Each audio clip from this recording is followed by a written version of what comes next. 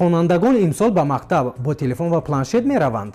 вазорати маориф ва илми тоҷикистон лоиҳаи қарор дар бораи истифодаи воситаҳои техникӣ дар мактабҳоро таҳия кардааст ки дар сурати қабул шудани он манъи истифодаи телефонҳои мобилӣ дар мактабҳо бекор карда мешавад. раҳим саидзода вазири маориф ва илми кишвар дар нишасти матбуотӣ гуфта буд ки ниҳоди зери тобиаш буда лоиҳаи наверо омода месозад ки баъди қабули он истифодаи планшет ва дигар воситаҳои техникӣ барои хонандагон иҷоза дода мешавад. ба гуфтаи вазир тасними мазкур дар асоси таҷрибаи кишварҳои пешрафта гирифта шудааст. аз вазорати маориф ва илм гуфтанд ки айни замон лоиҳа ба вазорати идораҳои гуногун пешниҳод шудааст ва дар он ҳолате қабул карда мешавад ки дигар вазорати идораҳо хулосаи мусбат пешниҳод кунанд. тартиби мазкур вақти муайянро мегирад ва айни замон қабули лоиҳа ва амалӣ гаштани он дар мактабҳо аниқ нест. ёдовар мешавем ки аз моҳи марти соли 2009 истифодаи телефонҳои мобилӣ дар муассисаҳои таълимӣ